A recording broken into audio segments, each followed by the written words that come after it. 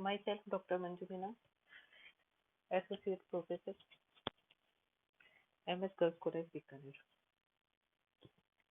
आज का अपना टॉपिक है प्लेटोवादी साम्यवाद का सिद्धांत। और इसके बारे में इंट्रोडक्शन मैंने आप लोगों को पहले दिया था और उसमें मैंने आप लोगों को बताया था कि प्लेटो जो है न्याय पर आधारित आदर्श राज्य की स्थापना करना चाहता था और उसके लिए उसने दो साधनों को प्रस्तावित किया। पहला था राज्य द्वारा नियंत्रित शिक्षा और दूसरा था अपने अभिभावक वर्ग के लिए साम्यवादी व्यवस्था, जिसको कि वो दो भागों में बांट करके चलता है, संपत्ति का साम्यवाद और परिवार का साम्यवाद। और प्लेटो की साम्यवादी व्यवस्था का उद्देश्य ये था कि शिक्षा के माध्यम से यद्यपि वो निस्वार्थी शासकों को तैयार कर लेगा, लेकिन प्लेटो अपने आदर्श राज्य में किसी भी कमी को नहीं छोड़ना चाहता था। और इसीलिए उसको ये पता था कि व्यक्ति में ये वीकनेस होती है कि वो संसारिक आकर्षणों के प्रति अपनी चारित्रिक दुर्बलताओं के कारण से अपने उनका शिकार हो सकता है, अपने कर्तव्य मार्ग से विचलित हो सकता है, भ्रष्ट हो सकता है। और इसलिए इनसे अपने दार्शनिक राजा की सुरक्षा करने के लिए उसने अपने साम्यवादी सिद्धांत को प्रस्तुत किया। और प्लेटो ने अपने साम्यवादी सिद्धांत की कुछ विशेषताएं और उद्देश्य जो है बताए हैं। और उसमें पहली जो विशेषता है वो है अर्ध साम्यवाद।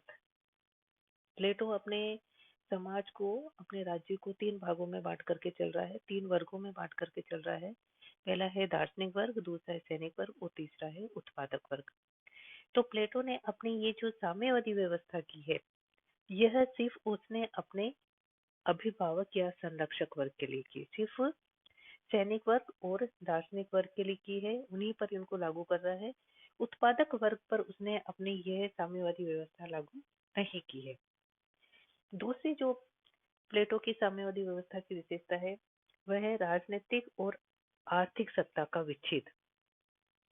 शुरू में जब अपने ने प्लेटो को शुरू किया था तब मैंने आप लोगों को बताया था कि एथेंस, जिससे कि प्लेटो संबंधित था, उसमें जो अव्यवस्था, अराजकता और भ्रष्टाचार का जो बोलबाला था, उसका मूल कारण जो है प्लेटो ये मान करके चल रहा था कि जिन व्यक्तियों के हाथ में शासन सत्ता है उनके हाथ में राजनीतिक सत्ता के साथ साथ आर्थिक सत्ता भी है। और इसी कारण से वह जो है भ्रष्टाचार करते हैं और समाज में अव्यवस्था फैलाने का कार्य करते हैं। तो प्लेटो अपने राज्य में इस तरह के भ्रष्टाचार को समाप्त करना चाहता था। और उसका मूल कारण उसको यही लग रहा था कि आर्थिक सत्ता और राजनीतिक सत्ता जो है एक हाथों में केंद्रित हो जाती है और उसी वजह से शासन के जो अधिकारी हैं वो समाज में अव्यवस्था और भ्रष्टाचार फैलाने का कार्य जो है वो करते हैं। और इनको समाप्त करने का एक ही उपाय है कि हमें आर्थिक सत्ता और राजनीतिक सत्ता को अलग अलग हाथों में सौंपना चाहिए। और इसी कारण से प्लेटो ने राजनीतिक सत्ता और आर्थिक सत्ता का विच्छेद किया, क्योंकि प्लेटो ये मानता था कि आर्थिक प्रलोभन का जो है, अगर हमने राजनीतिक सत्ता से पूर्ण विच्छेद नहीं किया तो वासना जो है वो विवेक पर हावी होने का खतरा जो है वो रहता है। और इसीलिए प्लेटो चाहता था कि आर्थिक सत्ता को राजनीतिक सत्ता से विच्छेद कर दिया जाए। तीसरी जो प्लेटो की साम्यवादी व्यवस्था की विशेषता है वह है न्याय सिद्धांत का पूरक। प्लेटो जो है साम्यवाद को साध्य नहीं मानता है, बल्कि अपने आदर्श राज्य की प्राप्ति का एक साधन मान करके चलता है। और वो ये चाहता है कि अपने अपने कार्यों को करना और दूसरों के कार्यों में हस्तक्षेप नहीं करना ही न्याय है। तो इसके लिए आवश्यक ये है कि हमारा जो शासक वर्ग है वह स्वार्थ, वासना, लाभ, चिंता, लोभ इन सब से दूर रहे और इनसे वंचित रहे। और ये तभी हो सकता है जब हम साम्यवादी व्यवस्था को लागू करें। नेक्स्ट जो प्लेटो की साम्यवादी व्यवस्था की विशेषता है या उद्देश्य है वो ये है कि राज्य की रक्षा में सहायक। प्लेटो ये मान करके चल रहा है कि उसकी जो साम्यवादी व्यवस्था है वो राज्य की रक्षा में सहायक है।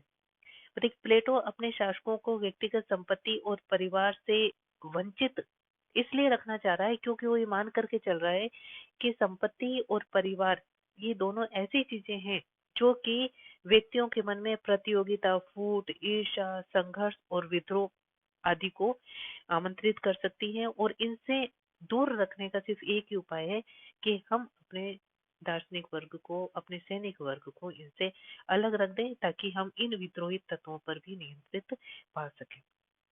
नेक्स्ट जो है वो है समाज के आर्थिक ढांचे को प्रभावित नहीं करता।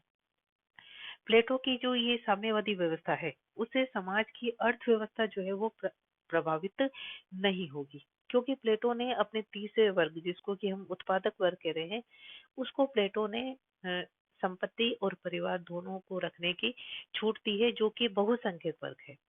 प्लेटो का जो उत्पादक वर्ग है वो बहुसंख्यक वर्ग है, और उसको उसने न केवल संपत्ति बल्कि परिवार को रखने की भी छूट दी है, और इस कारण से समाज का जो आर्थिक ढांचा है वह प्रभावित नहीं होगा। और प्लेटो की ये जो साम्यवादी व्यवस्था है, ये कोई नवीन व्यवस्था नहीं है। ऐसा नहीं है कि सबसे पहले प्लेटो ने ही इसके संबंध में अपने विचार जो है प्रस्तुत किए हों, ऐसा नहीं है। मतलब कि यूनान के जो नगर राज्य थे, वहां पर ये व्यवस्था जो है विद्यमान थी। जैसे कि स्पार्टा की हम बात करते हैं, स्पार्टा में स्त्रियों को शासन संचालन का अधिकार जो है दिया गया था। जैसे ही 7 वर्ष का बच्चा होता था, उसको राज्य के सुपुर्द कर दिया जाता था, उसके संरक्षण में सौंप दिया जाता था, और आगे की सारी शिक्षा की व्यवस्था हो जो है राज्य के द्वारा की जाती थी। और इसी तरह से यूरिपाइटिस नामक जो विचारक था, उसने प्लेटो से पहले जो है स्त्रियों के साम्यवाद के सिद्धांत का प्रतिपादन कर दिया था।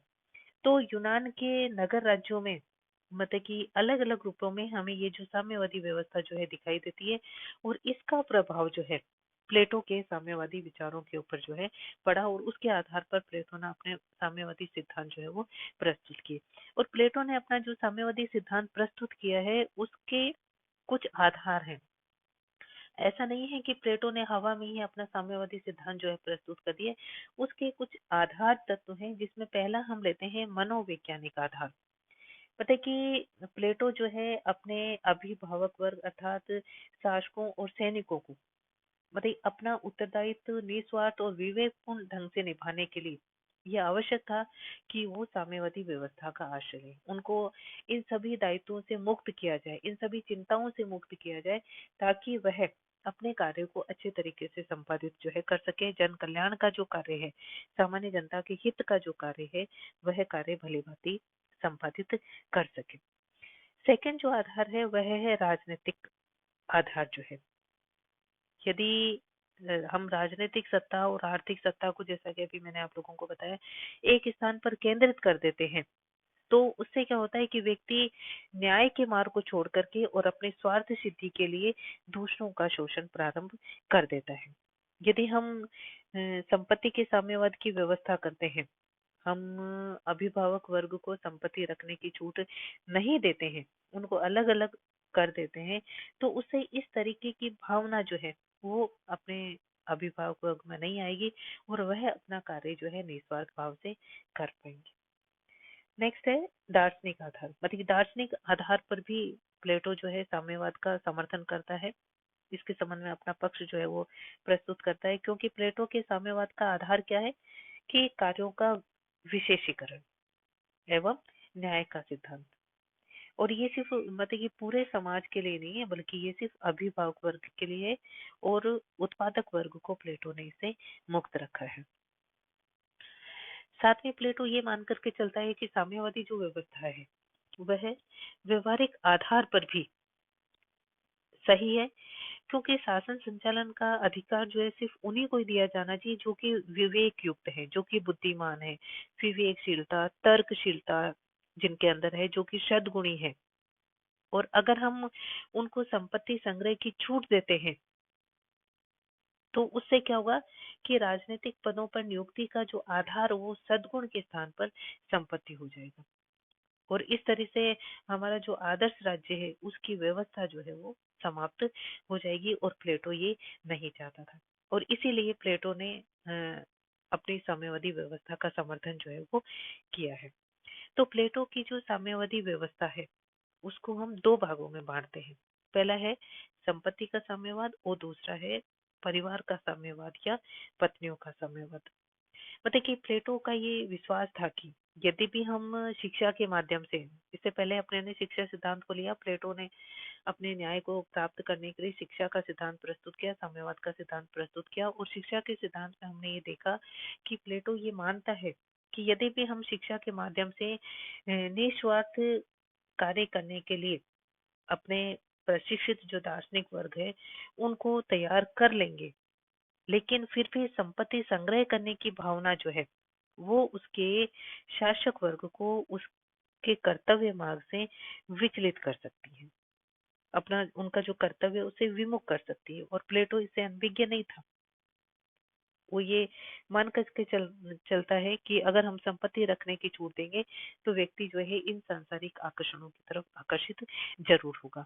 और प्लेटो ये नहीं चाहता था, और इसलिए उसने दार्शनिक दृष्टि से भी संपत्ति का साम्यवाद जो है उसको उचित ठहराया है, क्योंकि वो मान करके चल रहा है कि जब साम्यवाद का आधार कार्य विशिष्टीकरण और कार्य विभाजन का सिद्धांत है, और इस कारण से हमारे शासकों का प्रशिक्षण जो है वो एक विशिष्ट उद्देश्य के लिए हुआ है, तो उन्हें एक श्रेष्ठ नियम के अधीन जो है वो रहना चाहिए।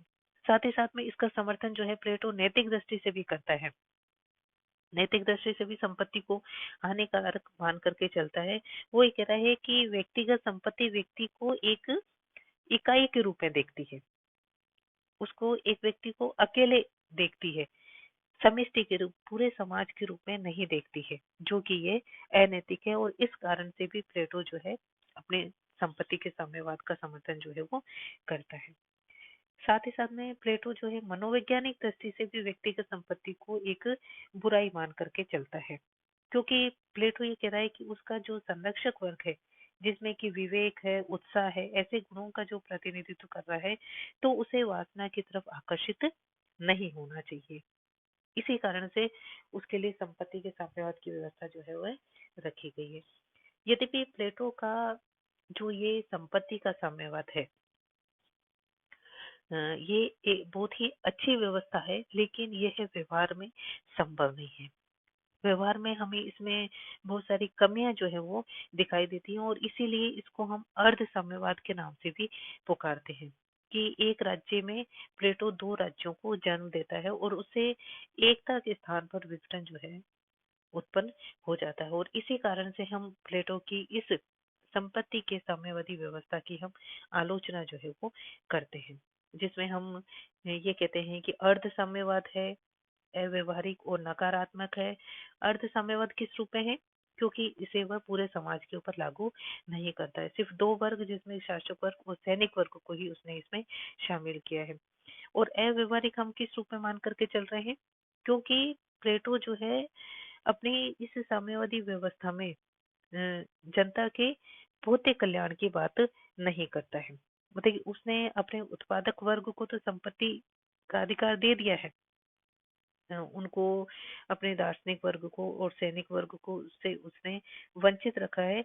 और उससे क्या होगा कि राज्य में एकता नहीं होगी, बल्कि उससे विभाजन की स्थिति जो है उत्पन्न हो जाएगी। साथ ही साथ में हम इस आधार पर भी प्लेटो की संपत्ति के साम्यवाद की आलोचना करते हैं कि अ, जो हमारा अभिभावक वर्ग है जिसके पास की संपत्ति नहीं है, हमने उनको संपत्ति रखने की छूट नहीं दी है, तो उससे क्या समस्या उत्पन्न हो जाएगी कि स्वयं के पास संपत्ति नहीं होने की वजह से संपत्ति से उत्पन्न होने वाली समस्याएं जो हैं उनसे वह अनभिज्ञ होगा।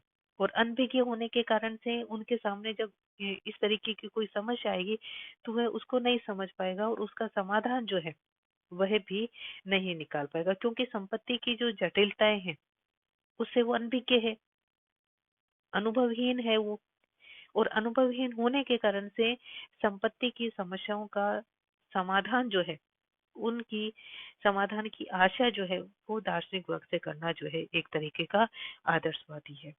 साथ ही साथ में इसके संबंध में हम ये भी कहते हैं कि संपत्ति जो होती है जिसपे कि व्यक्ति ये चाहता है कि ये मेरी चीज है, इस पर मेरा अधिकार है, वह व्यक्ति के लिए प्रेरणा का कार्य करती है, उसकी सभ्यता की निशानी होती है, उसके आड़े समय का सहारा होती है। अगर हम व्यक्ति को व्यक्तिगत संपत्ति से अलग कर देंगे तो एक तरीके से मानव की जो प्रकृति उसकी हम उपेक्षा करते हैं, उसके विकास की गति को जो है हम अवरुद्ध करते हैं, उसके जीवन की जो प्रेरणा है, उसके जीवन में जो उत्साह है उसको हम समाप्त करते हैं। साथ ही साथ में हम ये भी मान करके चल रहे हैं कि प्लेटो जो संपत्ति के साम्यवाद की जो व्यवस्था कर रहा है, उससे प्लेटो अत्यधिक केंद्रीकरण को बढ़ावा दे रहा है। और उससे क्या होगा कि व्यक्तिगत संपत्ति जो है वो कुंठित हो जाएगी। राज्य के जीवन की जो समृद्धि है अत्यधिक केंद्रीकरण पर नहीं बल्कि विभिन्नता में एकता पर निर्भर करती है, जिसको कि प्लेटो जो है स्वीकार नहीं कर रहा है। तो इन आधारों पर हम प्लेटो की संपत्ति की जो समयावधि व्यवस्था है उसकी हम आलोचना करते हैं। अन्य विचारकों की तरह से प्लेटो का जो शिष्य है अरस्तु, वह भी प्लेटो की संपत्ति के साम्यवाद की आलोचना जो है वो करता है।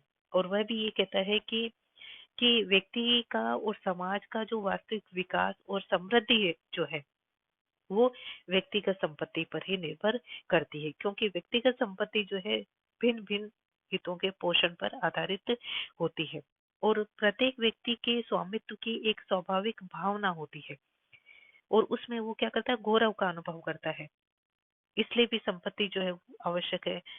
साथ में अरस्तु ये भी कहता है कि संपत्ति का साम्यवाद जो है वो नैतिक भावनाओं के विकास को अवरुद्ध करता है, क्योंकि जब व्यक्ति के पास अपनी संपत्ति होती है तो उसके आधार पर वो दान पुण्य और परोपकारी जो कार्य हैं उनको संपादित करता है। और अगर उनको हम व्यक्तिगत संपत्ति नहीं दे रहे हैं तो वह इस तरीके का जो उनका नैतिक विकास जो है वो नहीं हो पाएगा। और इस आधार पर भी हम उनकी जो है प्लेटो की जो संपत्ति की समयावधि व्यवस्था जो है उसकी आलोचना करते हैं। अ, यद्यपि बहुत सारे लेखकों की ये मान्यता है कि प्लेटो की संपत्ति के साम्यवाद पर की गई जो आलोचनाएं हैं वो विवेकहीन है और इतिहास की उपेक्षा है। प्रारंभिक इकाइयों में जो है जैसे कि परिवार थे और कुल जब थे समाज में विद्यमान, तब तक संपत्ति जो है सामूहिक थी। लेकिन और आज भी व्यक्तिगत संपत्ति की पवित्रता और सामाजिक उपयोगिता पर निर्भर करती है। और इन विचारकों का ये भी कहना है कि वर्ग भेद कार्य विशिष्टीकरण के कारण किया गया है, कटुता और संघर्ष को उत्पन्न करने के लिए नहीं किया गया। और जहां तक गार्नर की बात है तो गार्नर भी इसके संबंध में यही कहते हैं कि ये सारे समाज के कल्याण के लिए है, यद्यपि ये सारे समाज के लिए नहीं है। तो प्लेटो जो है अपने इस साम्यवादी व्यवस्था के माध्यम से अपने संपत्ति के साम्यवाद की व्यवस्था के माध्यम से समाज में एकता को बनाए रखना चाहता था और वो ये चाहता था कि उसका जो दार्शनिक शासक है वह अपने कर्तव्य मार्ग से विचलित नहीं हो और वह सामान्य जनता के कल्याण के लिए कार्य करता रहे। नेक्स्ट में अपने लेंगे परिवार या पत्नियों का साम्यवाद। धन्यवाद।